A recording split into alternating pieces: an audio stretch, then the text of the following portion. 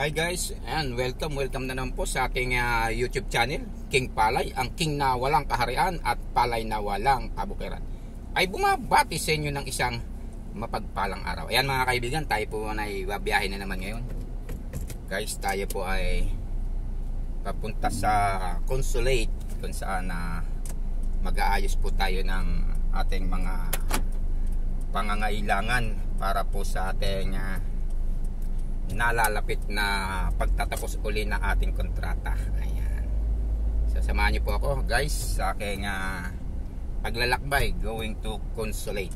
Ayan mga kaibigan. So shout out sa lahat ng ating magiging viewers sa ating YouTube channel, King Palay, ang king na alang kaharian at palay na walang kabukiran. Ayan mga kaibigan. So, samahan niyo ako sa aking paglalakbay kung saan going to consulate tayo. Marami tayong ayusin ngayong araw na to. Sana maging successful yung ating paglalakad. Anong atin? Akin lang pala. Ay mga kaibigan. So samahan niyo po ako sa aking biyahe. Ayan guys, tayo ay maglalakbay na. So shout out sa lahat ng ating mga kaibigan dyan.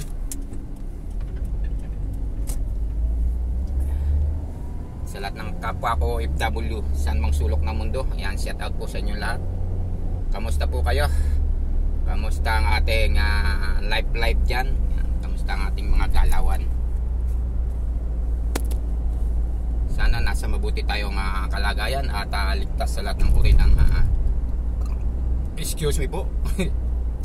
Nasa may nadigay tayo. Katatapos lang natin mag-breakfast. Ayan, so medyo kumuha muna tayo ng lakas para sa ating paglalakbay ay meron tayong lakas at sa ating paglalakad ng ating mga lalakarin. Mahirap na, baka mamaya pila sa consulate, no? Mamaya mahaba ang pila doon, gutumin pa tayo, kaya medyo nag-breakfast muna tayo.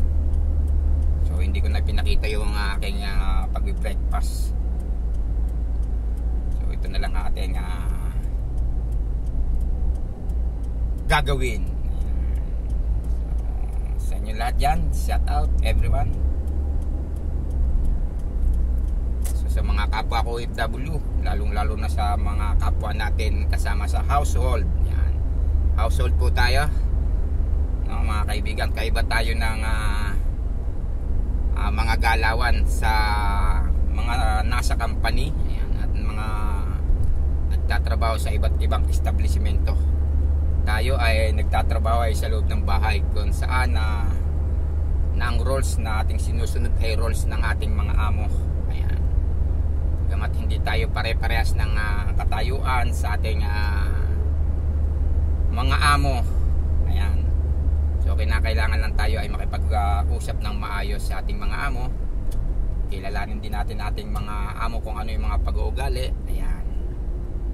Kung tayo ay mayroong mga kahilingan, pakitang gilas muna tayo sa trabaho.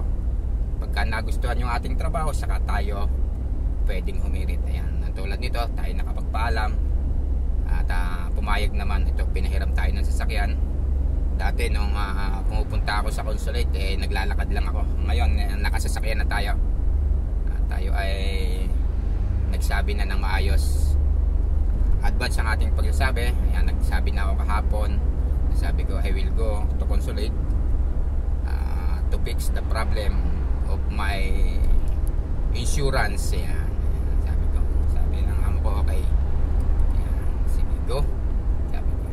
So ito, nakahiram tayo ng sasakyan. So maganda-ganda ang ating magiging laban ngayon. Sa ating mga kaibigan dyan, pagbutihin lang natin yung ating mga trabaho. Ano man yung ating mga trabaho, atin lang pagbutihin, no? Pagkat pag maayos ang ating trabaho sa ating mga bossing, yan, ano man ang hingin nyo, pwede yang ibigay. Yan, at ang lahat ng bagay naman ay napag-uusapan. Yun naman sa mga medyo malulupit ang amo, kung talagang sobrang lupit na niyan, magpaalam na magpaalam ng maayos, wag gumawa ng isa pang hakbang na ikapapahamak pa, no? So kung hindi na talaga kaya, ayan, magpaalam ng maayos. Sabihin na hindi na kaya, will go to Philippines na. Ayan. Kasi yung mga yan hindi ka naman itatransfer niyan, no? Hindi sila nagtatransfer. May nagtatransfer o bihira lang. Tulad ko ako, transfer ako. Galing ko ng Riyadh, tapos napunta ako dito sa Jeddah. Kaibigan. So ang nagvoluntary na transfer ang amo ko mismo. Sabi niya sa akin, sabi ko, sir, what happened?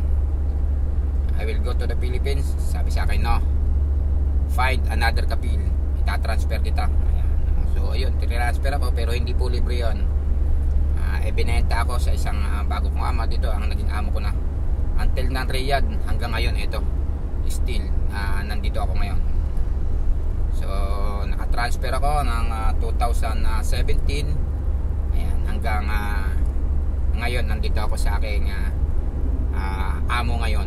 Napaganda naman, kahit na medyo maliit ang sahod, ay maganda naman ang trato sa atin.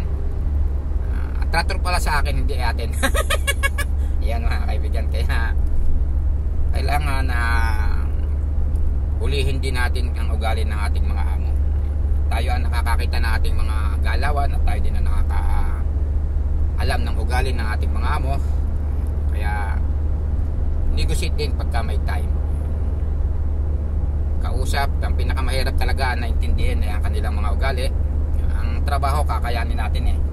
Yung ugali ang medyo mahirap tanggapin, no? Talagang minsan masakit din sila magsalita, no? Bagamat kung minsan hindi din natin naiintindihan, okay lang nga lang yun.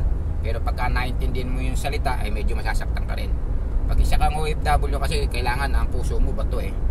Hindi ka dapat maramdamin, no? Ang hanap natin ay pera, no? Talaga namang ganun sa kalakaran ng trabaho eh, no? Talagang kahit na yung manager eh, sinasabon din eh. Sinasabon din yan pagka palpak ang kanyang pamamalakad, no? Kahit manager yan, basta nagalit ang mga bossing, pinakamay-ari ng pinaglilingkuran natin. Ayan. Dito tayo naman, ang ating lang amo isa lang eh, ay dalawa lang, madam at sir lang. Ayan.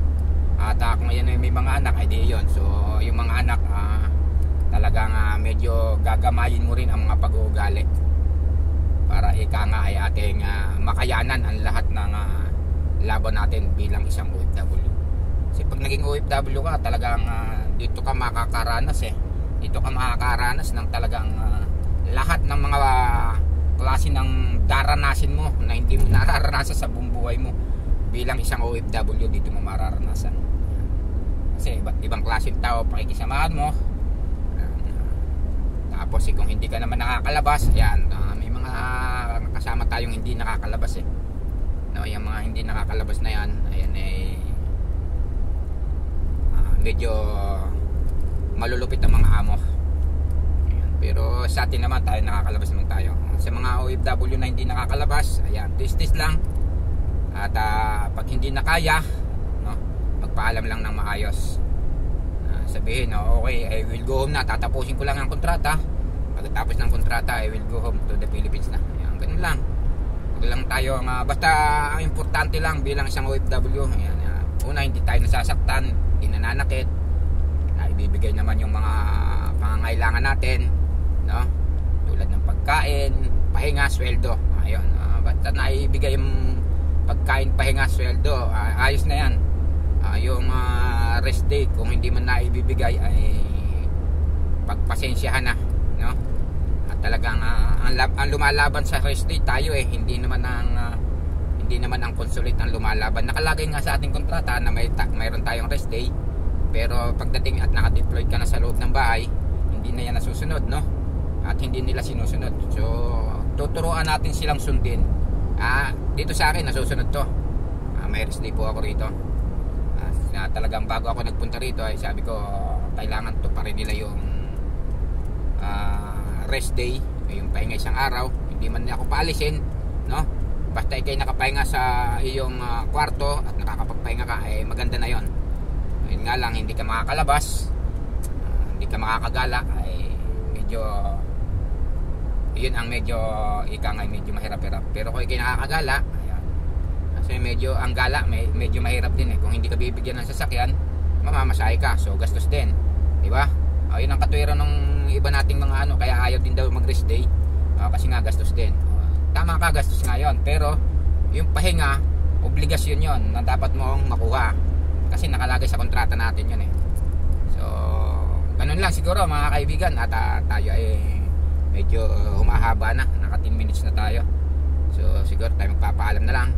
At salamat sa lahat ng manunod ng aking video. Kung ikaw ay bago pa lamang sa aking YouTube channel, huwag nyo naman kalimutang i-like, subscribe, at mag-comment na rin kayo sa ating comment section para naman maramdaman ko na nandiriyan kayo. Opinion kung ano yung mga makakabuti bilang isang OFW kung ikaw ay isang OFW. Ayan. Thank you so much for watching and God bless everyone. Bubuh! King Palay ng Gitnang Silangan. Bye bye! Thank you so much for watching guys. And medyo tayo ay nakatingin muna sa side mirror. Ayan. Bye bye! God bless po everyone. Thanks for watching.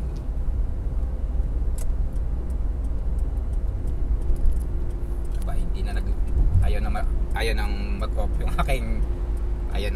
ating